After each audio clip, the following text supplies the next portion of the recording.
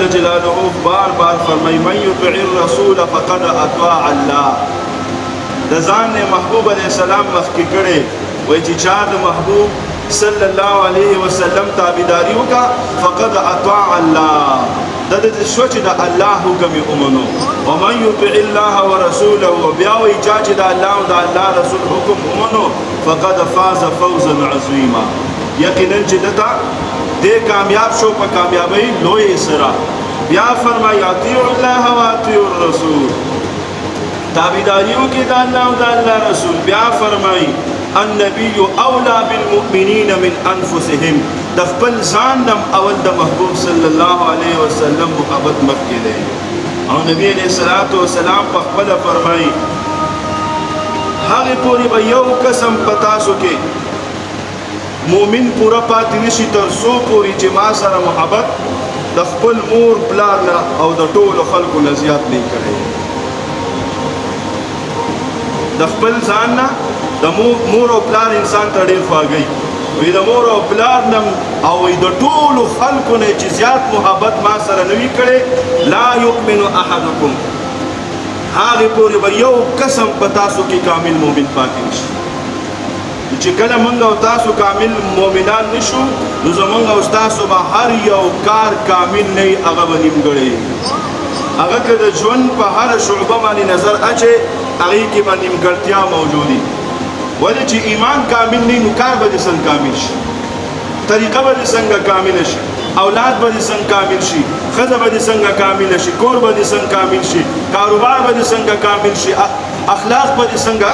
کامل شي کردار به دې څنګه کامل شي حکمران به دې څنګه کامل شي ججان به دې څنګه کاملېږي عدل او انصاف د چا نه غواړې ما تا کې خپل عدل او انصاف نشته د بل نه عدل او انصاف دی ته وایي چې ما او تا کې د محبوب صلی الله علیه وسلم طریقې راشي عشق دې ته نه وایي چې شپاړس ګوتمې لاسو ته واچوه او ویښته د ولې عمره وساته او نور چې دې څه خوښه یې هغه کوه او چغې او سورې وهه دا عشق نه دی یاد ساته یو د عشق په معنا باندې ځان پوه کړي چې عشق څه ته وایي عاشق چاته وایي او معشوقه چاته وایي د دې د محبت چل ګوره یاد ساته عاشق دې ته وایي چې هغه به د معشوقې هر یوه خبره مني په دې خو پوهېږو که نه عاشق څه ته وایي چې هغه به د معشوقې هر یوه خبره مني اوس ته ورته بار بار وایي چې زه تاسو محبت کوم جان بھی قربان ہے مال بھی قربان ہے اخلاق قربان نہیں گفتار قربان نہیں بالمخ قربان نہیں بکور کی دن چال چلن قربان نہیں بلارت لل قربان نہیں د گاونډي سره بسن تعلق ساتي هغه قربان نہیں او میں عاشق رسول ہوں داسې ډېر عاشق رسول د رسول الله په زمانه کې هم چې ناس به د هغه په مجلس کې وو کلک منافقان کلک سوچا منافق ته ورته وایي جوټه خو بیل دی سوچا منافق داسې د حضور په زمانه کې ناست وو چې حضور به خبره کوله دوی به ورته سر خوځوله او غټې غټې ګیرې مو وې هر څه برابر وو وایي د عشق چې کوم ځای دی په هغې کې عشق نه و پروت چې په هغه ځای کې د عشق نه پروت ستا په لاس کې عشق نشي راتلی ستا په مخ عشق نشي راتلی ستا په خوله عشق نشي راتلی ستا په سر عشق نشي راتلی وهه چغې که نه داسې خو ډېر بعضې ځان ته بزرګانو یو څه وایي میں ایک نماز کے لیے مدینہ جاتا ہوں اور دوسرے کے لیے حرم شریف جاتا ہوں کیسے جاتے ہو پیر صاحب بس اپنے نیت کے ساتھ تصور کے ساتھ جاتا ہوں نزدې جومات ته نه ځي او مدینې منورې ته ځي او هغه هم په خیالاتو کې دا ټوله دوکه ګڼکپتوب خلک دوکه کول خپل ځان دوکه کول عشق خو دې ته وایي چې کوم صحابه و عشق کړی دی ابو بکر صدیق رضی الله تعالی عنہ ناست دی د حضور پاک صلی الله علیه وسلم مجلس نبی علیہ الصلوۃ والسلام فرمایي درې څیزونو سره مې مینه ده خوشبو سره مې ډېره زیاته مینه ده او نیکو بیبیانو ښځو سره مې ډېره مینه ده او مونځ سره مې مینه ده مونځ خو مې د سترګو یخوالی دی ابو بکر صدیق رضی الله تعالی عنہ پاسي یا رسول الله صلی الله علیه وسلم زه یو عرض وکړم وایا یا رسول الله صلی الله علیه وسلم زه دا ډېر خوښوم چې زما تا سره مینه ده دریم دا خوښوم چې زما لور ستا په نکاح کې ده دریم دا خوښوم چې الله جل جلاله ما ته ستا رفاقت او ملګرتیا را نصیب کړې ده چې زه ستا ملګری په دې ډېر زیات خوشحاله او یا رسول الله صلی الله علیه وسلم په دې ډېر زیات خوشحاله یم چې سترګې راکولام کوم او دا سترګې مې ستاسو په مبارکه چهره باندې ولیږي په دې ډېر زیات خوشحاله عشق دې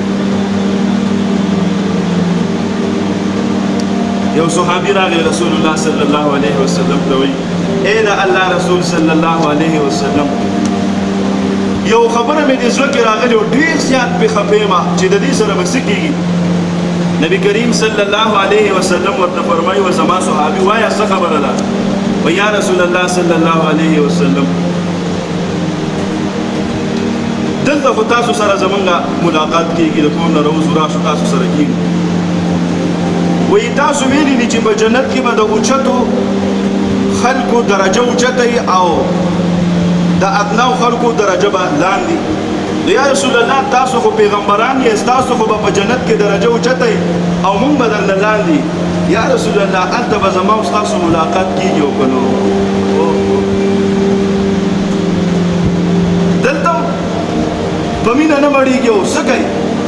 نو ورته وایي نو بیا وایي که هلته ستاسو ملاقات نه وي نو لکه د جنت بیا څه ضرورت پاتې نه شو ورته وایي زما صحابي صبر وکړه الله بخیر جبريل علیه السلام دی وخت راغی ورته وایي یا رسول الله صلی الله علیه وسلم دې صحابي ته ووایه المرء مع من احبه چې په دنیا کې د چا سره محبت و په آخرت کې به هم د هغه سره یو ځای نبی علیه السلام ورته وایي صحابي راشه جبريل علیه السلام ته جواب راوړه وایي څه وایي جبريل علیه السلام فرمایي المرء مع من احبه دنیا کې چې د چا سره محبت و په ورځ د قیامت په هغه سره یو ځای صحابي ډېر زیات خوشحاله شو یا رسول الله بس زما د زړه ارمان پوره شو او دا حدیث دومره صحابه په دې باندې خوشحاله شو یو صحابي وایي قسم دی موږ د رسول الله صلی الله علیه وسلم ډیر احادیث مبارکه اوریدلې دي خو په دې حدیث ډیر زیات خوشاله یو ځکه چې دلته مر سره الله مینه پیدا کړې وه او په ورځ د قیامت او په آخرت کې به هم د حضور علیه السلام سره یو ځای عشق دی محبت دی عمر رضی الله عنه په لاره روان دی یوه دشته ده سور نور دی پړق هلته یو ځای کې هسې کېناست داسې بیا راپاڅېدو صحابه ورته وایي عمر صاحب ولې دلته څه چلو وایي دلته پخوا یوه ونه وه د حضور علیه السلام په زمانه کې ایمان ته دا نشاندانې یادې دي حضور علیه السلام دلته دمه کړې وه وایي موږ خو دمه تاسو ولې کېناستی وایي زه کېناستم ما چې د حضور علیه السلام دا طریقه م رانه پاتې نه شي حضور ورته ویلي چې داسې چل وکړه ویلي ورته نه موږ ته خو وایي چې داسې وکړه ارام شه که زموږ ولې غوږونو خبره دی مینه وکړه نه هسې خو الله نه وایي چې رضی الله عنهم ورضوانه زه د صحابو نه راضي یم هغه زما نه راضي دي ولې چې دوی اطیعوا الله و اطیعوا الرسول کړی دوی د محبت حق ادا کړی دی